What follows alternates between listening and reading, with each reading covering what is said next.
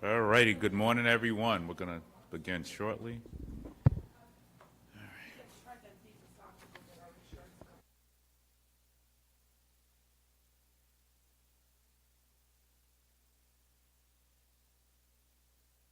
All righty, good morning, everyone. I want to thank all of our district managers and city agencies who have joined us this morning. I hope everyone has an enjoyable holiday season with their loved ones, and of course, the weather's breaking, it seems like, so hope everyone is having a good one.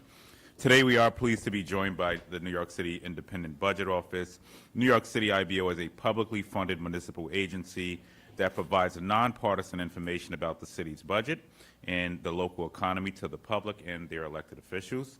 Today, we will hear a presentation on how members of community boards, civic groups, advocacy organizations, public officials, and others can reach out to IBO for answers on a wide range of questions about the New York City budget. This includes budgets of a particular agency or program and an in-depth annual report and analysis of budgetary, tax, and economic issues. Representing IBO today is their engagement specialist, Sin Ray Lee. Did I get it right? All right, look at me. She is also joined by assistant budget analyst. Oh, let me see, John Paul Odufela Itchai. I totally bombed that one. Listen. E for effort. E for effort. It's John Paul Odefelice. Okay, John Paul. Okay, Odefelice. Okay, got it. With that being said, I will defer and go to the IBO before my budget is cut after that pronunciation. First. Oh my gosh, I love it. Hi, everybody. We're so glad to be here. Thank you so much for that lovely introduction. You're actually the only person, I think, who's ever pronounced my name correctly on the first try. That's really impressive. So yeah, as you said, we're from the Independent Budget Office, and today we're just here to share more about IBO and how we can help your community boards. And then we're going to go a little bit into our most recent findings from the preliminary budget analysis. So what is IBO? We're a nonpartisan city agency. Nonpartisan in the sense that we do not report to any city officials, any elected officials.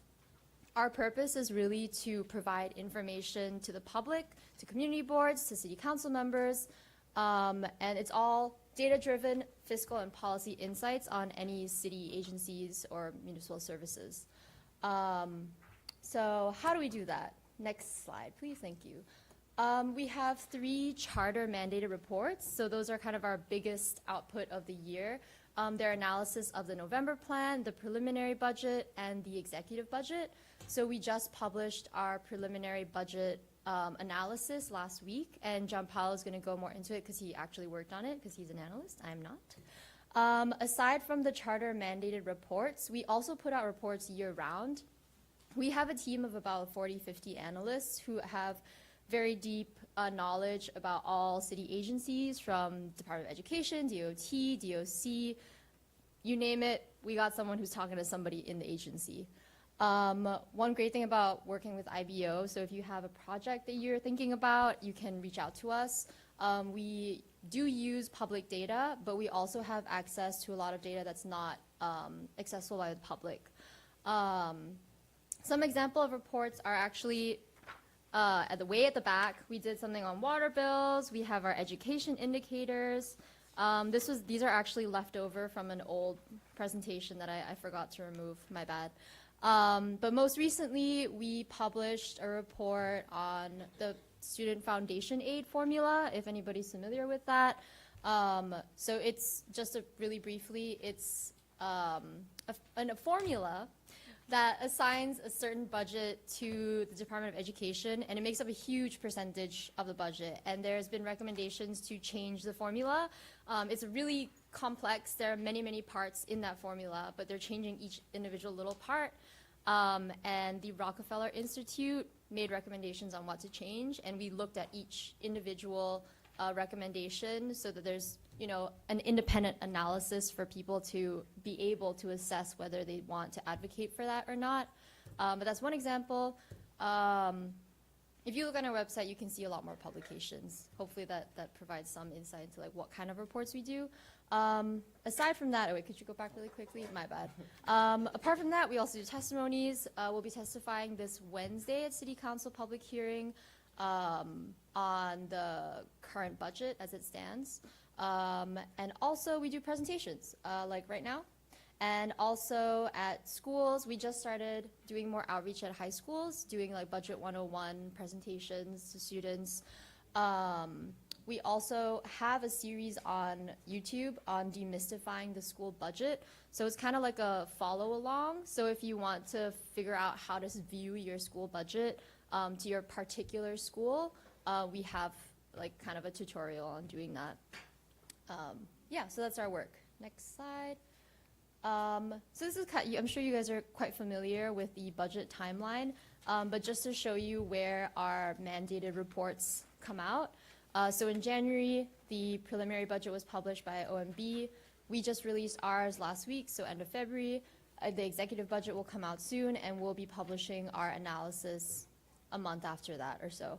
And then we do a review of the November plan. Yeah, so that's kind of our mandated report timeline. So, all right, so now I'm gonna pass it on to Gianpaolo, who's gonna show some findings from our most recent analysis. There were actually 3 kind of detailed reports that came out of it, and one of them is a little more accessible, the budget chart book that has very like overview analysis of what our findings were. And then if you're interested in economic forecasting, we do also have a detailed report on that. And then another breakdown of city spending. So I'm just going to pass it on to Gianpaolo to tell us a little bit about what our findings were. Thank you, Sinray. As Sinray mentioned, I actively worked on IBO's response to the preliminary budget. Specifically, I was working on PS spending, citywide PS spending, so that stands for personnel services, so think your salaries and benefits. And this is an example breakdown of kind of how IBO works within the realm of the city budget. So I broke it down by category, and then as you can see in the middle column, you have OMB's projection. This is what the city and the mayor himself is saying that we're going to be spending on, for example, non-uniform PS, uniform PS, pedagogue, which stands for teachers, and then fringe, meaning your health insurance, your pensions, other benefits for employees. So yeah, as you can see, IBO and OMB do have gaps between our projections. Now, there are lots of reasons for this, and this is part of our service to the public insofar as we can kind of elucidate why these gaps exist. And we can get into more detail as to why those gaps exist, but just for the purposes of this presentation, I think it's valid to know that this OMB and IBO have differences, and it is in elucidating these differences that IBO's role comes into full fruition. So, a big topic that I'm sure everyone wants to know about, and one that we focused on in our preliminary budget analysis, is federal aid. So, as we all know, in these uncertain times, federal aid itself is uncertain. In 2025, the federal funds account for $9.7 billion, which is 8% of the city's overall $16 billion budget, the federal share of each agency's 2025 budget ranges from less than 1% in many agencies up to 58% for HPD.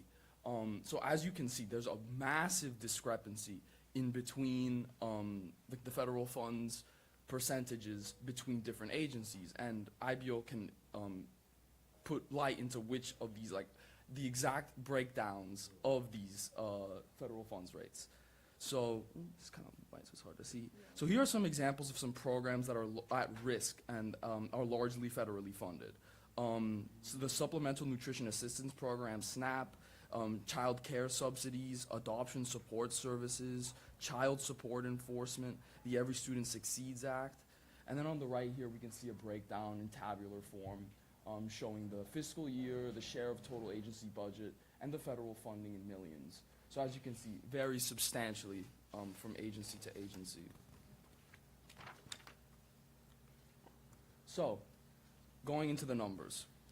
So I gave you an example of my snapshot, which was PS spending. What IBO does is we have all sorts of different analysts, as Sinray mentioned, who work on different aspects of the budget. Once we finish our own individual analysis, we get together and we make a citywide preliminary budget. So citywide, IBO estimates a larger 2025 budget surplus than OMB does. On the expenditure side, we anticipate net savings from staffing vacancies and other programs, despite continued overspending on uniformed overtime. IBO's analysis yields a total operating surplus of nearly $3.8 billion, which is larger than the Adams administration's current surplus of $2.3 billion. In recent years, the city spending has outpaced revenues, so this is on our econ side, the forecasting side. The city's year-end operating surplus has decreased every year since 2022, and IBO forecasts that this trend will continue into 2025. Past budget surpluses have allowed the city to continue balancing its budget, even when adding substantial funds for known expenditures, such as uniformed overtime, housing vouchers, but this cushion has shrunk over time. And then finally, we concluded that OMB is underestimating the budget gaps for the out years. IBO projects a smaller budget gap of $118 million for 2026, followed by larger gaps of $5.9 billion in 2027, $5.6 billion for 2028, and $4.4 billion in 2029, representing around 4 to 5% of the projected city revenues for each of these years. And that concludes the analysis on the budget. Thanks, John Paulo. Yeah, so that was kind of just a brief explanation of our key findings. I'm sure there are definitely questions. Before we go to questions, I just want to say that you can follow us on Instagram and all the social media at NYCIBO. I should have put that in the slides, my bad. One more time, it's at NYCIBO. We will be doing presentations, a Budget 101 presentation soon, targeted at community board members, so that folks get a better understanding once they come onto the community, because I'm aware that you guys are going to be accepting new members soon.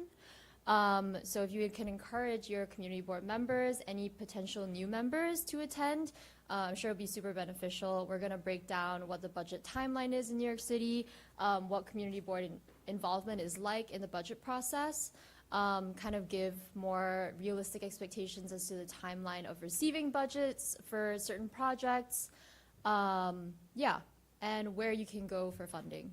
So yeah, I guess at this point, does anybody have any questions? Thank you. And can you just go through the rainy day fund stuff again? We can go through rainy day fund. Do we have it on one of the slides? I don't think so. Well, I can talk a little bit about the rainy day fund. Are you asking about how it's somewhat depleted now? Right, yes. Yeah, exactly. It has, yeah, we did note in our official report that it has, that the reserves are at their lowest level in a while. Yeah, but we didn't put that in the presentation. Right. And in light of the federal cuts, do you weigh in and say the city needs to do X? We do not Not make waiting, okay. official policy ascriptions. Okay. Yeah. All right. And then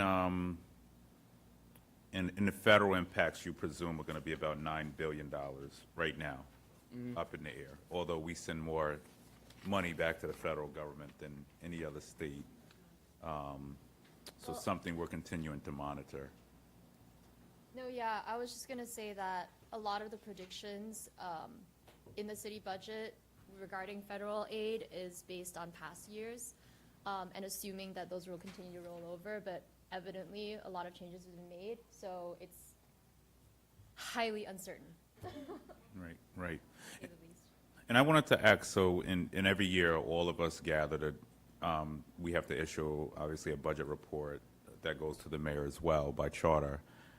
And we have this debate on why Queens gets less per capita. Have y'all done any work on growth of boroughs? And I guess what I'm doing is seeing if you're amenable to looking at growth, especially in the outer boroughs, and then how much, how is this formula determined, which is done by the charter.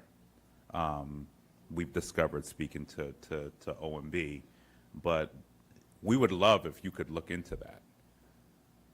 As The in- growth patterns in Queens, and then why are we getting less per school, per student? Why are we getting less per housing development? All of these disparities that have historically existed, and I don't think we've seen any updates to the charter, but maybe you doing a report could aid us in that? No, No, I mean, that's definitely something that we can look into. I mean, maybe not definitely. I never want to got say it, got that it. Yep, yep, yep. because it always depends on what data is actually available to our analysts. So part of our presentation, our Budget 101 presentation, is we can only see what the budget tells us.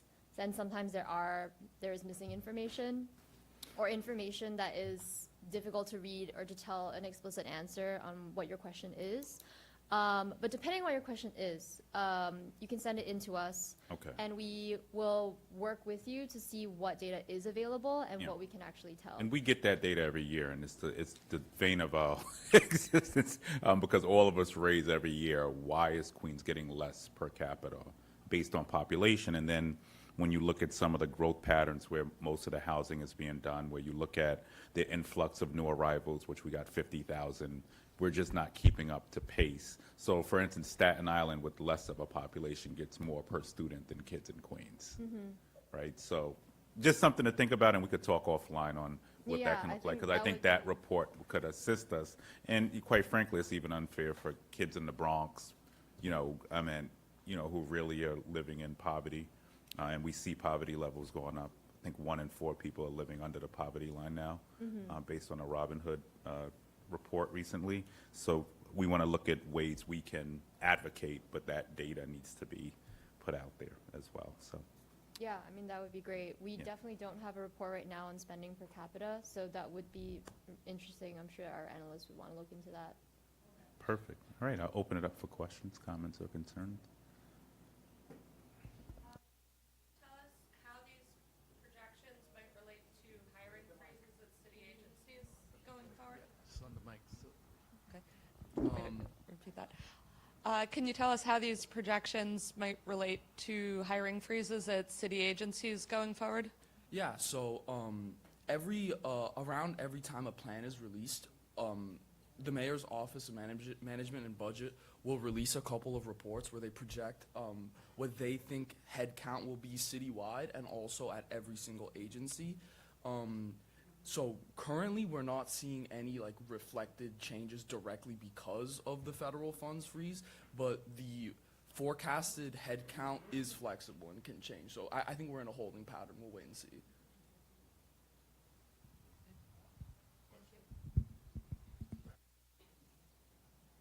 No, behind you. First, thank you for the presentation. It was not lengthy, but very telling. Some of it is, to me, very frightening when you point out what percentage of the budget of certain agencies that deal with some of the poorest of the people in our city. That was the intention. Specifically, HPD, like you say, where 58% of the budget is, and they're developing a lot of housing, right? And then administration for children's services, 42% of the budget is from the federal government. And they're ruthless at this point. I mean, I make no bones about it. They're, it's almost like they're going to cut whatever so that they can give big tax cuts. We're talking $4.5 trillion in tax cuts projected by the federal government over the next 10 years. And that's not going to be tax cuts for people that need a tax cut. I can almost assure you of that.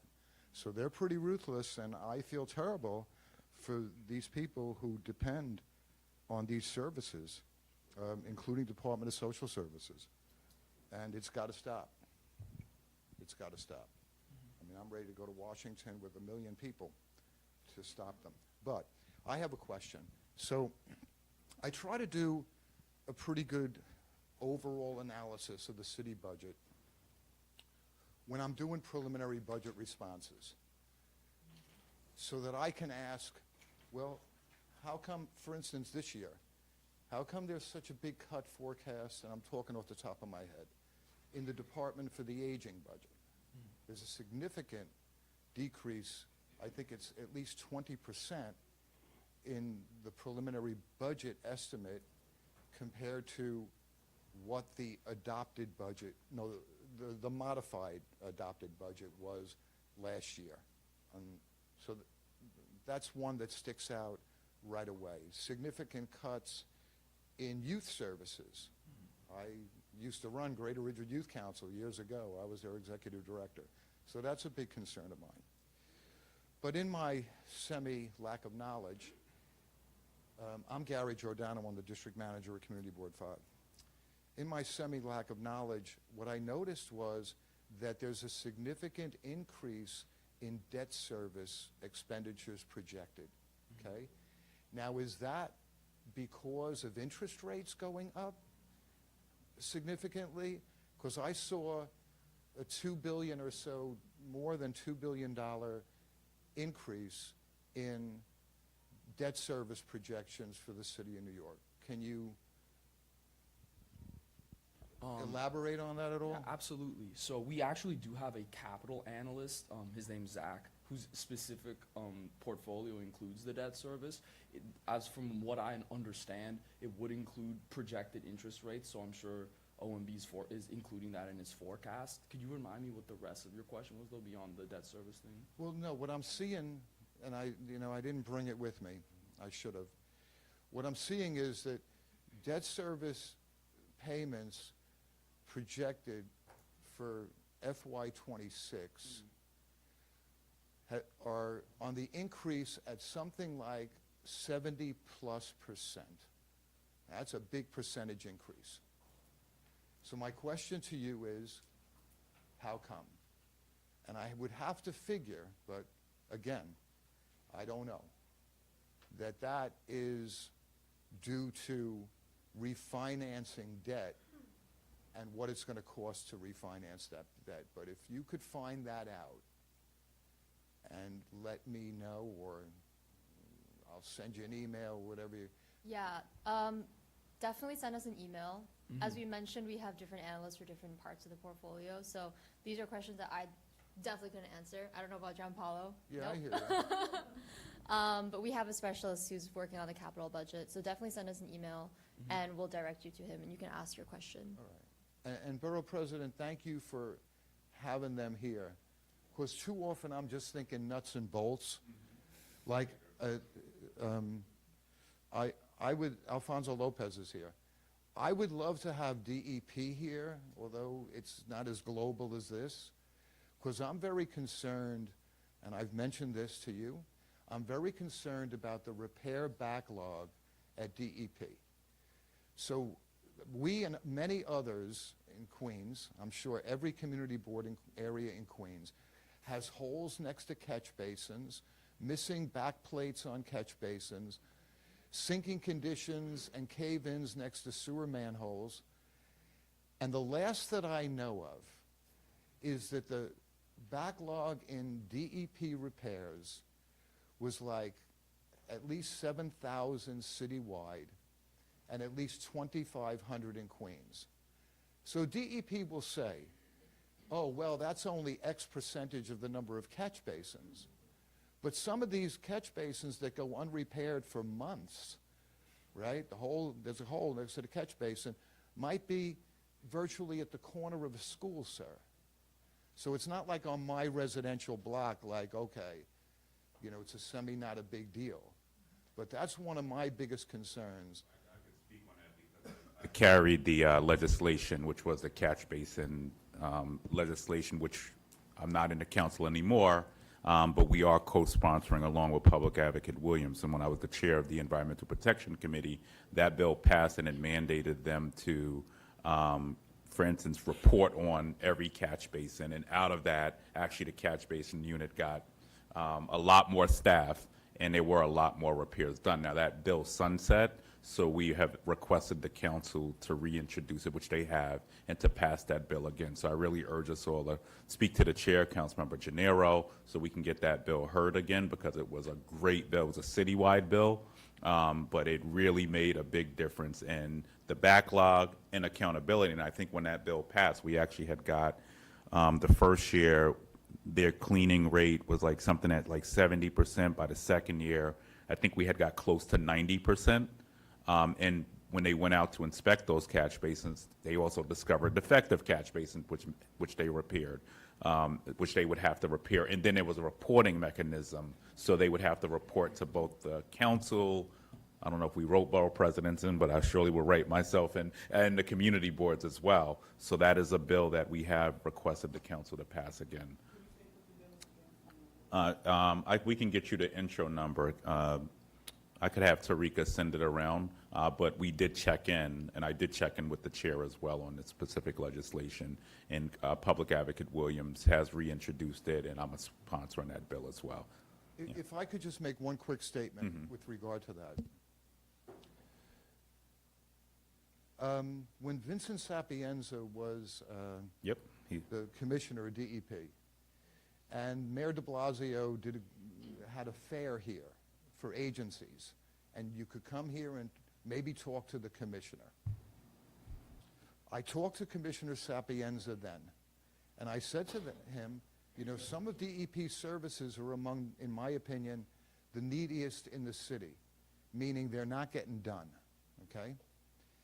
And I said, I know that there's supposed to be a couple of contracts for private entities to help the DEP staff, the crews in the sewer yard and the water yard, get basins repaired or get sinking conditions repaired. There's sinking conditions next to manholes, half a year, no sweat. Maybe they'll do a patch job or something like that. So there's a bigger problem there. There's erosion of the bricks that, you know, make up the manhole, that support the manhole, whatever it is. There's supposed to be a couple of contracts to get outside entities to help them catch up on the backlog. And when I spoke to Commissioner Sapienza, those contracts were not put in place. So I was there during that period. When that bill passed, I can tell you they hired up astronomically within the department. So we got to almost, I want to say 90% of all catch basins in the city, which is a miracle in itself. So I think the checks and balances, I'm not for outside contracting necessarily, because we want to make sure we build our workforce in the city. Yeah. However, we do know that there are 40,000 openings in the city right now, so we can have I don't want to belabor this because we have IBO, but we can have DEP come back a different day and sort of talk about where they're at. And then once again, I urge all of us to send a letter to Chair Gennaro to say, let's get this bill done again, because it made a significant difference in the city. Thank you. All right.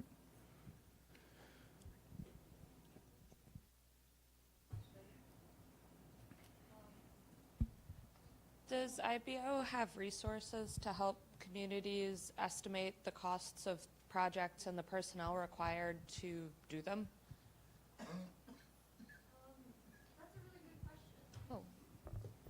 I think it depends on the scale of the project and also just the bandwidth of our analysts at the time. So definitely just send it in. If it's just like a quick calculation, we can definitely help you with that. If it's going to require a lot of deep digging and we're going to need to ask agencies for more information, then we would have to assess the impact of the project. If it's just like one community board, be like, oh, what if I want to hire like another person? How much will I need, and do we have the money for that? That might be a bit difficult for us to do because we do a lot of citywide projects. But definitely send it in, and we'll divert it to the appropriate analyst, and they'll assess whether or not something we can do. The example that springs to mind is actually a major rezoning where a community board is going to have to vote in a couple of months on a rezoning that will involve a lot of new housing, but without knowing how much the sewer upgrades are going to cost and even the scope of the size of the sewer project relative to the number of new housing units. Okay. Yeah. That is definitely, well, in my mind, it sounds like a very interesting project, and I think our analysts would be interested in doing that. There's a deadline coming up. When is that? Do you know when the vote is? They certify in May, so you got time. Yeah. Okay. Well, But it doesn't would sound take like a lot About of a work. year. Yeah. exactly. It's like, this sounds like not that much time. But yeah, definitely send it in, and we'll I'll show you to our right analyst. Yeah.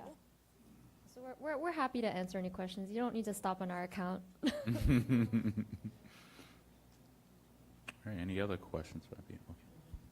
So during the part with the analysis, when you make the report, and I heard you say that you guys go to this, you're going to go to city hall, the city council hearing to testify. When you report the budget gaps between you and OMB,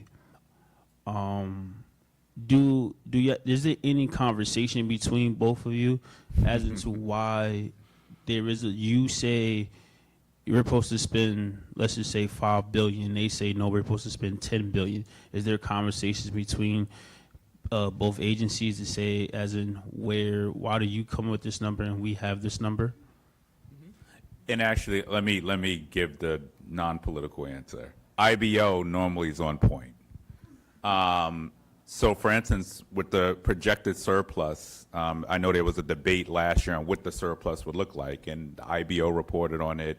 The council's finance chair reported a certain number, and they both came back exactly where we needed to be. So it didn't even make sense to project these cuts last year to libraries and all these programs, because IBO actually did get it right, and so did the council finance division. So there's always push and pull with OMB. As a former council member, I can say that. We don't believe them all the time. But I'm not saying that, some of their data is not correct, but there's always a back and forth. But I'll let IB. I wanted to give sort of the non-political answer a little bit. Thank you. I would say there are reasons why OMB and our analysis or our projections differ. At the end of the day, these are projections, so like it's a methodological issue, as well as the fact that OMB, as the official budget, like they are presenting the official budget of the city, right? And as the official custodians of the budget, they do have to be a bit more conservative Yep. than we do when it comes to our projections. So that's one big reason. They take the worst case scenario. Exactly, yeah.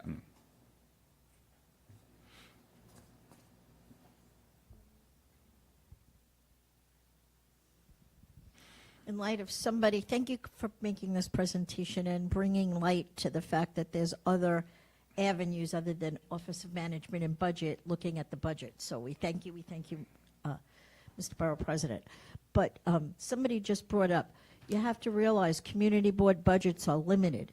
There are charter mandates that have been put in place that the community boards don't have the funding to fund. And live streaming, there's a lot of things that some boards can do, some boards can't. It also depends on varying salaries for hiring, which was mentioned. So we're always advocating as a delegation, and I don't want to speak for everybody else, but certainly we're always advocating for more money for the community board budget. Our budgets are a drop in the bucket compared to agencies and citywide. But we don't have the ability or the money to always process in the new charter mandates that come down. So we're asking you to look at that to see where the discrepancies are and where funding can come down to the community boards. So we are city agencies. We are required to do things, but we don't have the budget to do them because we do have a small budget, and we're always asked, and always the carrot unfortunately dangles in the wrong direction, that we're always asked to look at cuts where we don't even have the money to fund mandates. So we're asking you to take a look at that and see where we can increase. And we know our borough president always looks at that and always tries to help us in any way that he can, but he has an entire borough to worry about. So we're asking, and we always ask at our budget meetings about the increase in our budget funds because we have charter mandates that we do have to follow.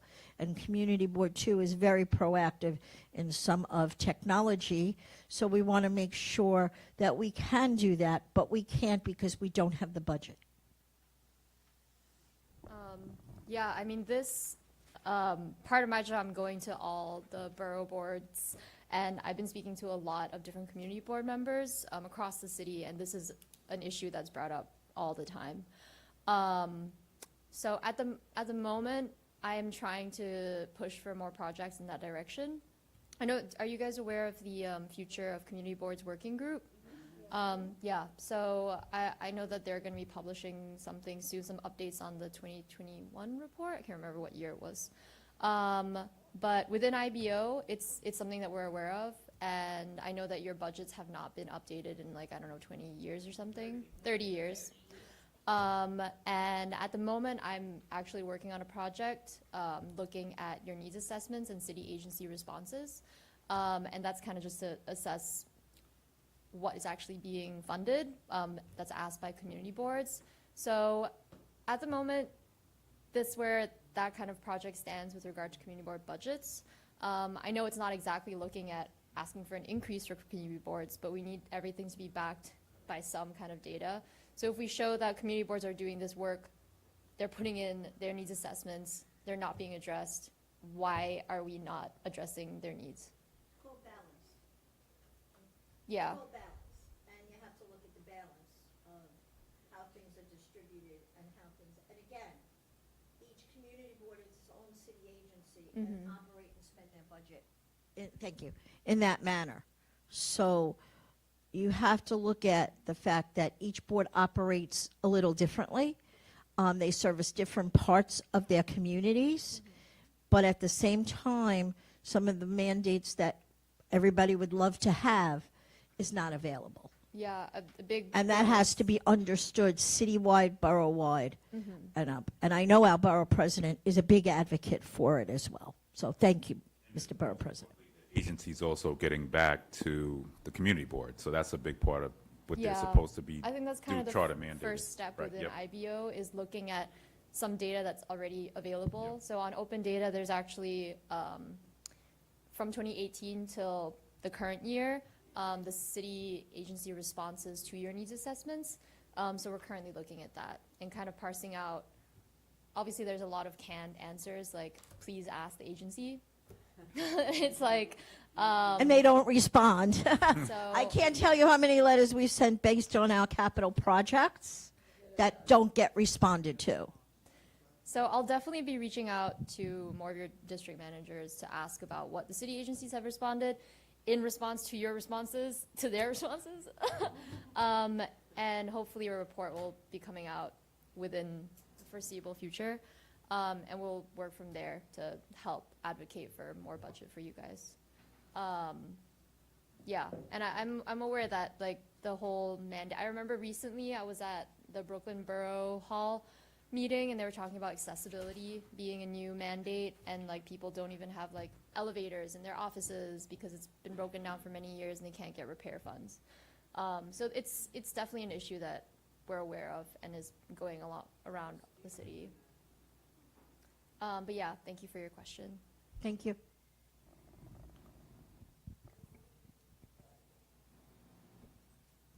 So I'd like to piggyback on what Board 2 said. Technology is a big thing.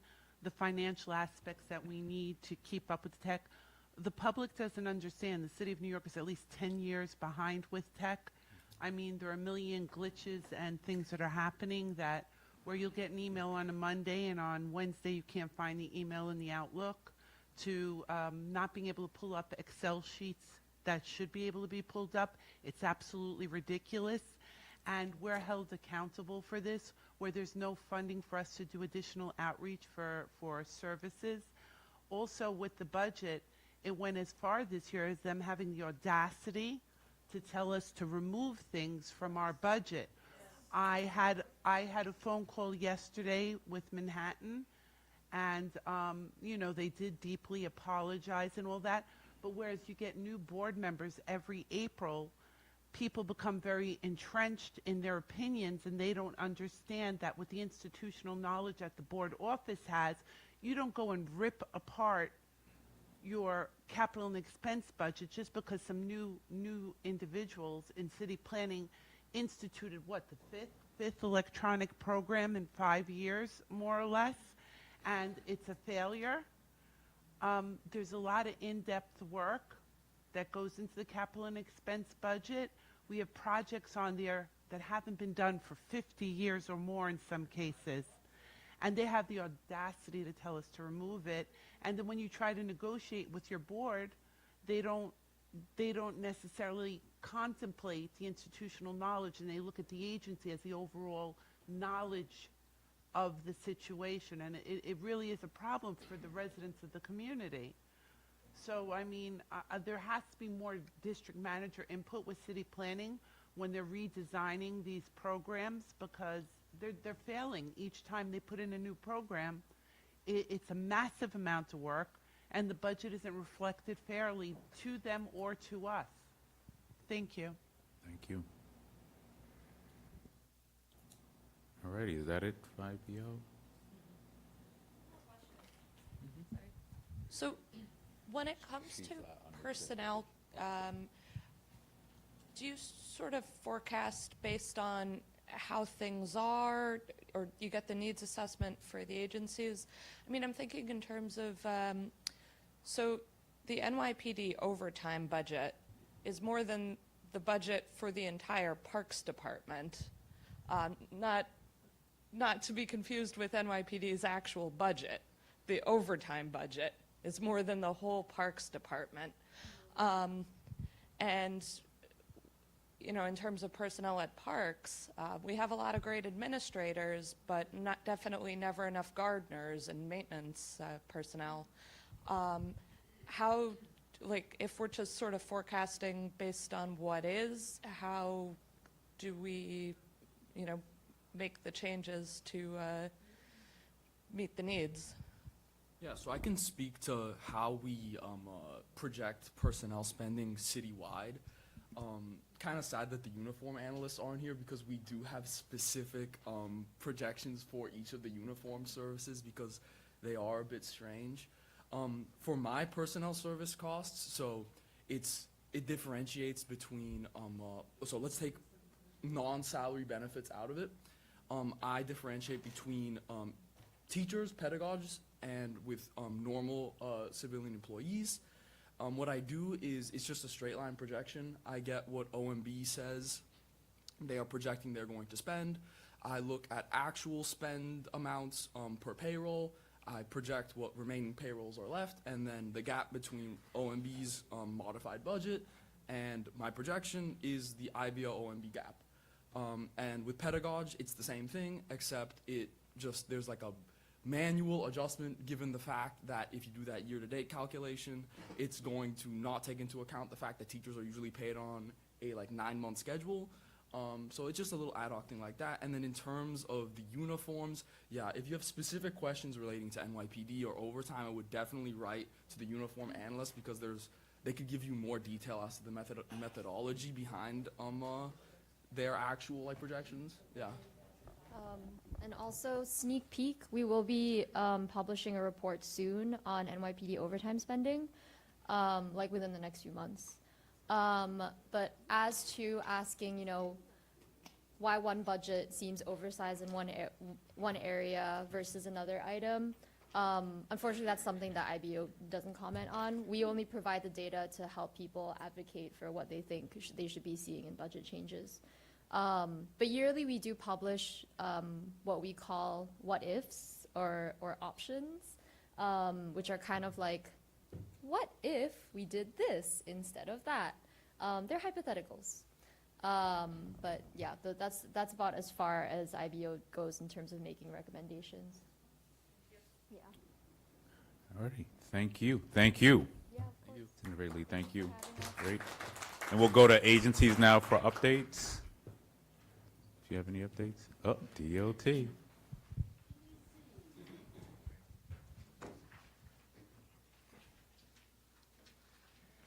Just have one for everyone today.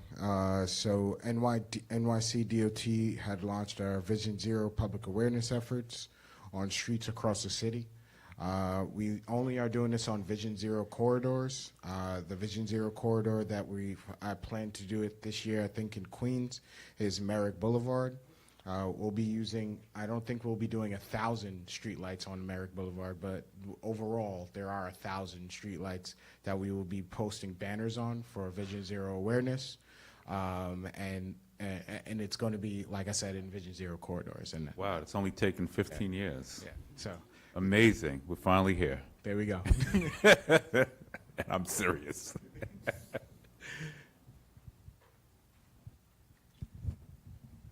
Good morning, y'all. Laquan Lloyd, Department of Buildings.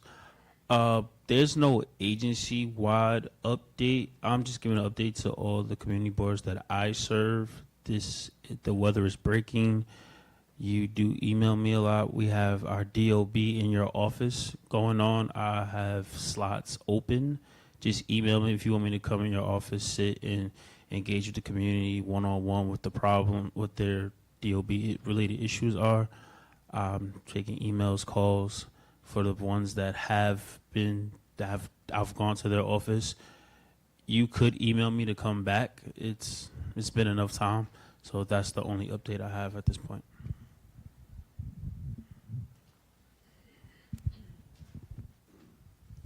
Good morning, everybody. Tomorrow is my 7th month on board, and we just want to thank you all because, like I've said in BP had a few events last week where I think this has been a lot easier and a lot more fruitful because of the conversations and because all of you, even though Queens people are typically shy, but you guys always reach out, so I appreciate it.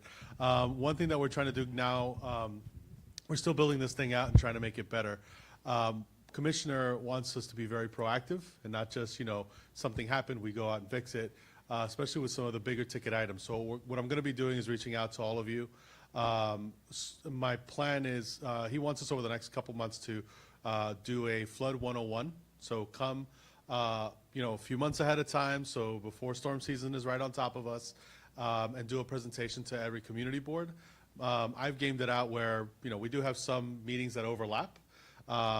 Where I'm hoping to do this in the next 2 months, and really just make it a thing where this is something that going forward we set a good base that look, it can be done in short order with enough time for folks to react and ask their questions before the rain starts to fall. So I'll be reaching out to you. I have a projected calendar. I'll make sure it works for all of you.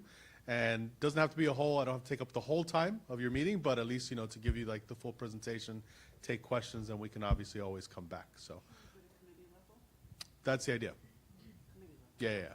But we can always adjust. I know some folks prefer to do it, the cabinet. Some folks prefer to do it virtual. I'm always down for in person if we can do it. But we'll work that out, as we have our conversations. But the idea is to hit everybody. And then I actually talked to your team, BP, to see if it works out maybe next month to be part of that. At least if we don't do the whole thing, to at least do part of it so you guys also get it too, and we get it here as well. Yes. How long is the presentation? So I've never done one before. We have the script. I want to make sure to see if we can tailor it a little bit to each one and give you some highlights. But I'm going to refine it, make sure it's not super long, but at least it's substantive for you all. Yeah. And if you need me to shorten it, we can figure that out. Good morning, everyone. Ari Gershman, he, him, New York City Department of Design and Construction. There are 2 flyers that were distributed. Thank you to the staff here for sharing the flyer with everyone.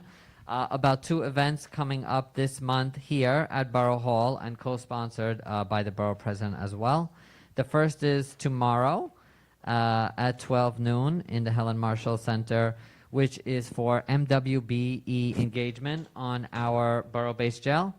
So we are moving ahead with the jail and hoping to engage MWBE firms who may be able to participate in that.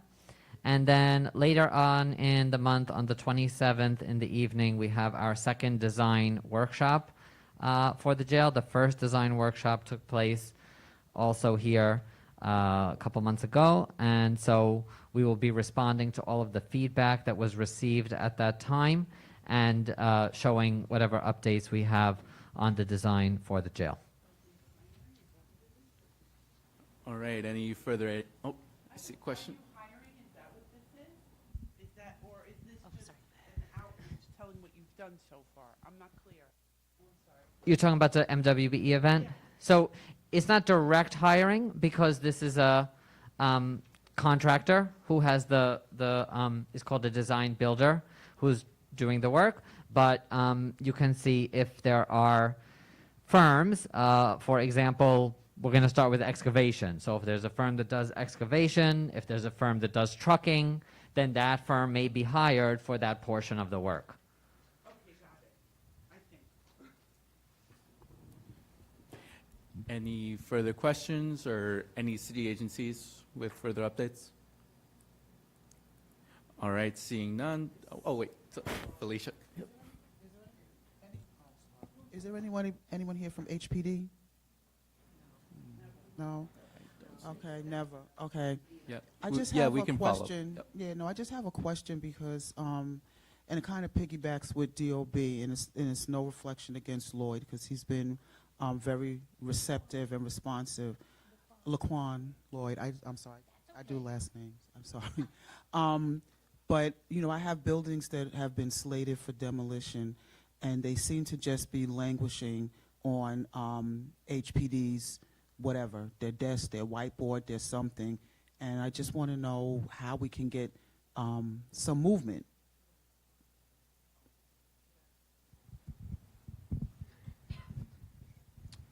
HPD does not pay me, but I'm answering a question on their behalf, and I need a bonus in my paycheck.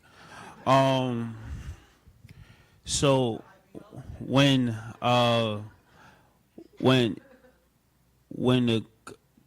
the process of the house is now determined to be demolished and it goes to the HPD side, HPD begins their field work, which means they do their own studies, then they have to hire a contractor. This is a slow process. I deal with many situations in this part, with the house that I know you're talking about. Yeah, I know. Yeah, so the problem is I think they put the contract out for bidding, and whoever takes it, but it can be a slow process, and they have to find the money to do it. So there's a couple times HPD has said, through the budget, it takes longer than what people like. And I want Kevin to make note to tell HPD to give me a bonus in my check.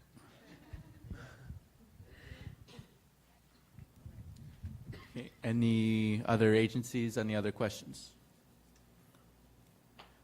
All right, seeing none. So thank you, everybody, for attending this morning's cabinet meeting. I want to thank IBO for their lovely presentation and our insightful questions. Our next Borough Cabinet meeting will be Tuesday, April 8th at 9:30 a.m. So thank you, everyone, and enjoy the rest of your day. Thank you.